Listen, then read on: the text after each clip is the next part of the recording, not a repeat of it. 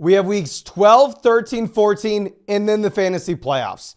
We're gearing up for them, and now we have a lot of injuries that we need to be talking about. There's a lot to cover in this video, surprisingly. Starting off, very boring game. We have the Steelers-Browns. With Pittsburgh, you can't start anybody. The only guy you could possibly look at would be Jaylen Warren. He was the only way that they were able to move the ball down the field. And if you're looking at Jaylen Warren, 129 rushing yards.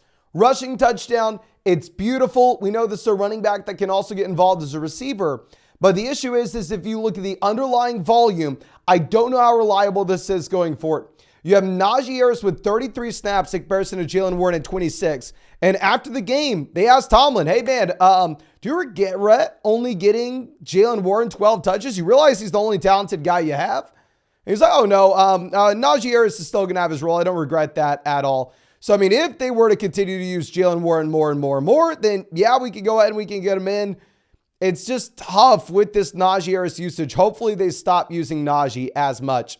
Going over to Cleveland, nobody startable in this offense. I mean, Dorian Thompson-Robinson, 43 passing attempts. I don't even know how that's possible because the man has 163 passing yards. I'm not going to lie. I watched Red Zone. I didn't watch this entire game. Doesn't seem like that's a real stat line. Now, with that being said, with the running backs, they split 50-50. With how bad this offense is, I'm not playing either guy. What is interesting to note, though, is David Njoku does see 15 targets. So maybe Njoku is just going to be flooded with targets considering the rookie quarterback looking to check the ball down. Now, let's go over to the Tennessee game. And in Tennessee, this offense just simply is not it, right? I mean, here, Derrick Henry gives you 10 carries, 38 rushing yards. Surprisingly, Derrick Henry does have a considerable amount of snaps, even though this is a complete and utter blowout here.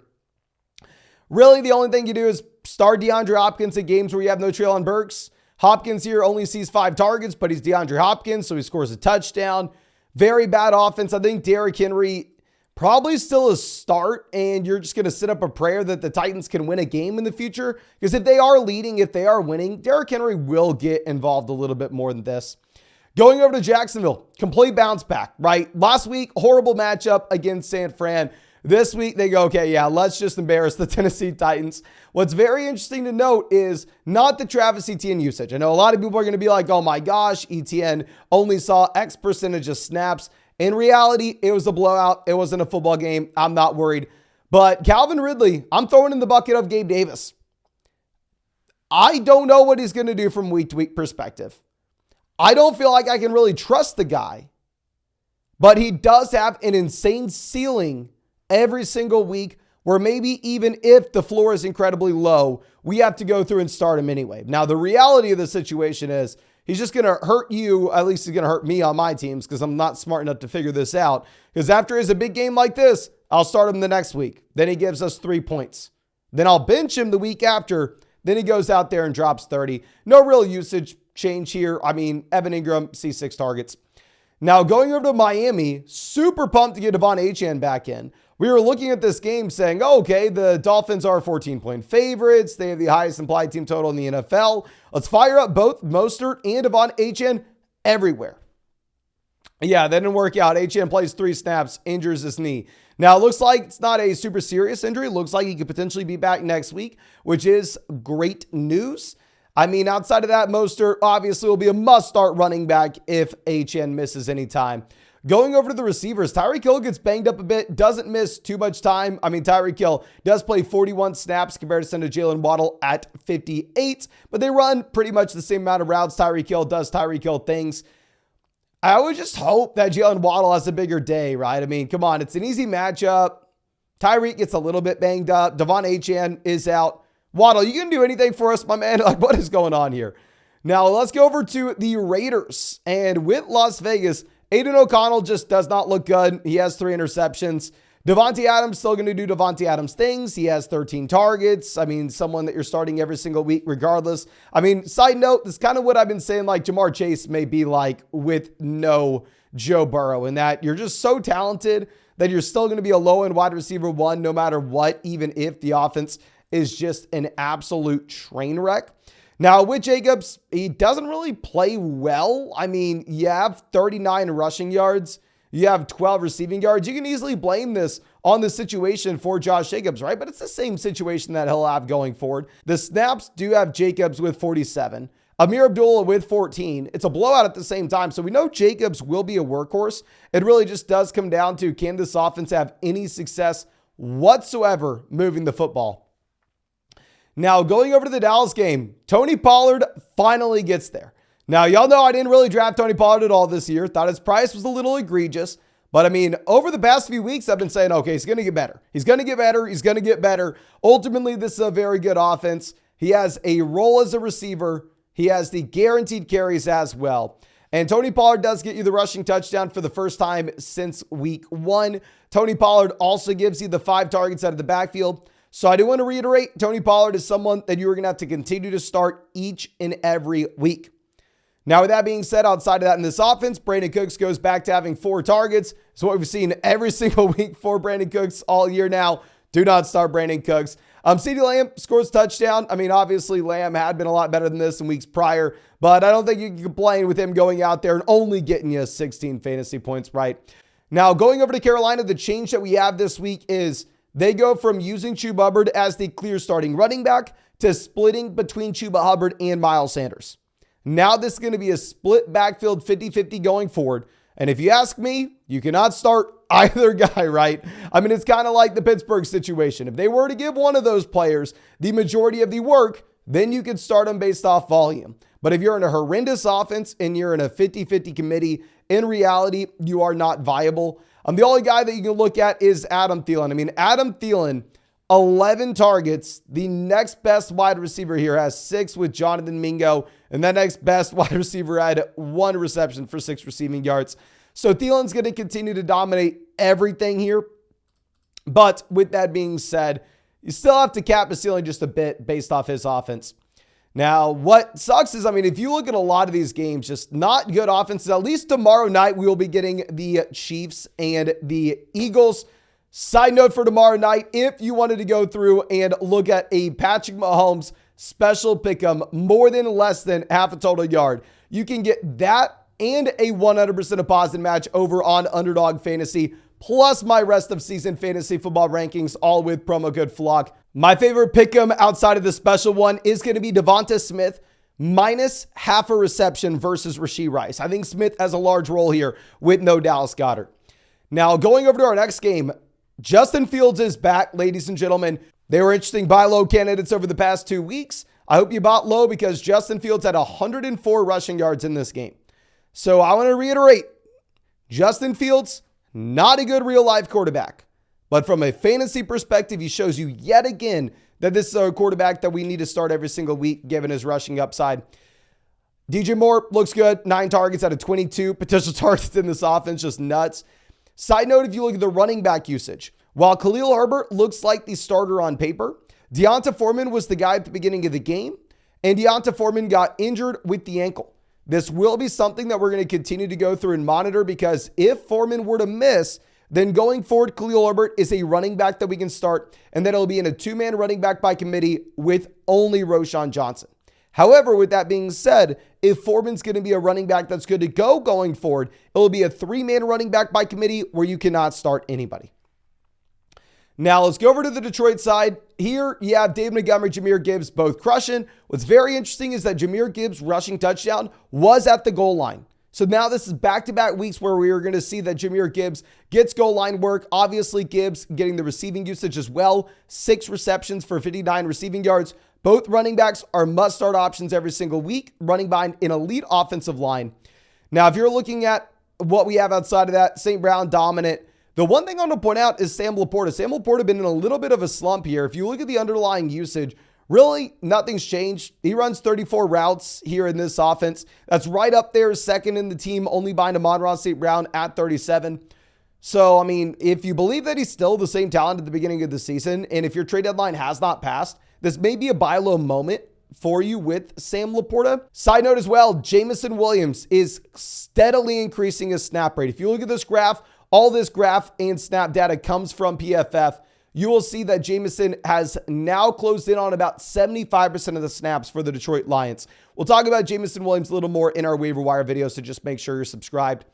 Now, going over to Houston, CJ Stroud is freaking, I mean, I don't know how many times we need to see CJ Stroud go out there and completely dominate until I'm convinced, Mason, we cannot rank these Houston Texans wide receivers as wide receiver 2s. They're wide receiver 1s.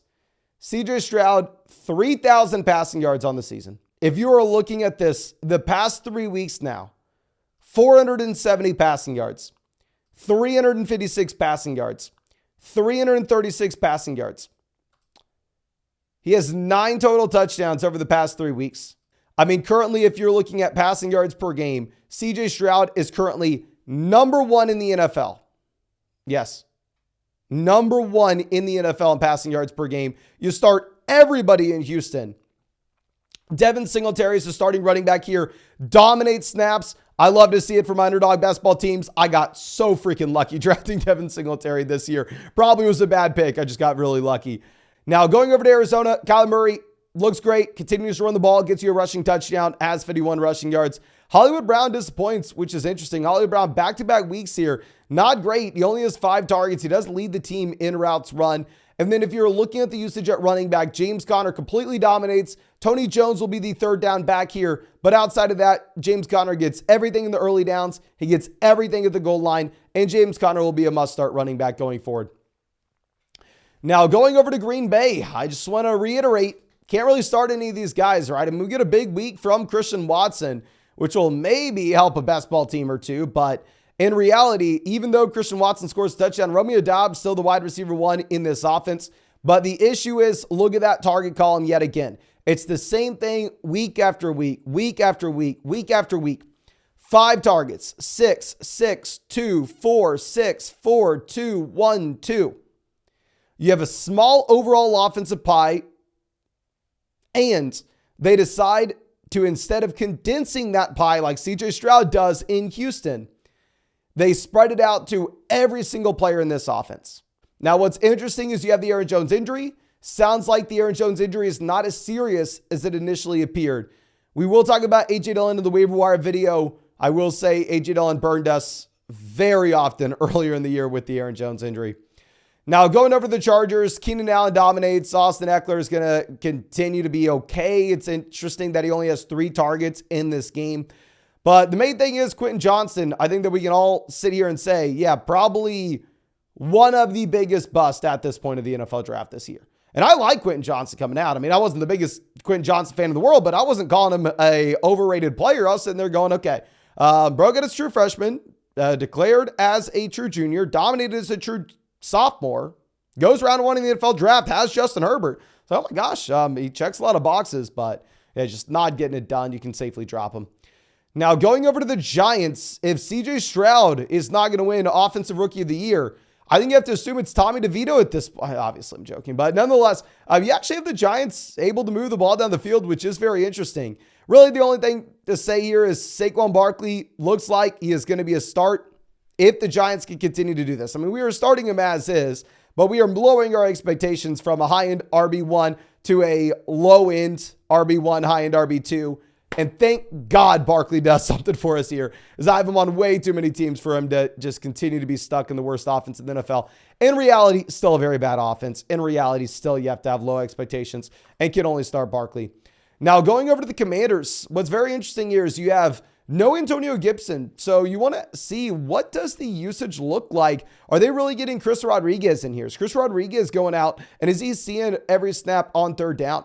Well, no, Brian Robinson sees 5 snaps on third down. Brian Robinson sees 21 snaps in the 2-minute drill compared to all other running backs at 4. So with no Antonio Gibson, Brian Robinson's going to continue to get everything. He led the team in targets with 9. I mean, I think you can fire up Robinson everywhere. And then while this offense does have a large pie to take from, right, a little bit larger than what we have in Green Bay, they spread it around a ton as well. I mean, if you're looking at this, Logan Thomas, Brian Robinson, Terry McLaurin, Dotson, Pringle, Bates, Crowder, Turner, Brown, Samuel, Chris Rodriguez. 11 players had a reception in this game. 4 guys had carries, so 15 players touched the ball. Or not, you know what I mean. You know what I mean there. But nonetheless, it is very hard to be excited about any of the receiving options. Going over to the Bills-Jets game, the Bills smacked the Jets. I mean, this is what you're going to have. You're going to have a complete and utter meltdown for the Jets every once in a while when they have absolutely no quarterback play whatsoever. You still start Breece Hall every single week because he's Breece Hall. You still start Garrett Wilson every single week because he's Garrett Wilson. Wilson did have 8 targets in this game, but you just have to be prepared for them to just completely collapse like this every once in a while. And going over to Buffalo, I mean, James Cook is the lead back here for now. You do have a big touchdown going for Ty Johnson, but also Cook finds the end zone as well, ladies and gentlemen. In reality, not much changes. I understand Stephon Diggs disappoints. I understand that Gabe Davis does legitimately not. Very tough matchup going up against the Jets defensive backs. I mean, obviously you have to get creative here if you're the Bills. Now, going over to Seattle, this was one of the most exciting games of the week. We are going to have to be monitoring the Geno Smith injury as well as the Kenneth Walker injury. But outside of that, Metcalf gets the big play, 94 receiving yards and the receiving touchdown. Lockett somewhat gets there. Charbonnet somewhat gets there. And Zach Charbonnet is a running back that we were talking about as that buy low option over the past 2 weeks, saying, well, you know what? He's already proven himself as a receiver. He has the size where if anything were to happen to Kenneth Walker, he looks to be an RB1 in fantasy. And I'll tell you right now, if Kenneth Walker is going to miss time, Zach Charbonnet will probably be a running back that I go out there and I rank as a low-end RB1, high-end RB2 this next week. Actually, no, never mind. This next week, really tough matchup, right? Are they going up against the 49ers? Let me go ahead and let me see this. I know that they have a brutal schedule going forward. Nonetheless, we'll be very excited about Charbonnet in a full PPR format. Yeah, they have the 49ers matchup, so that'll be a little bit of a tougher spot.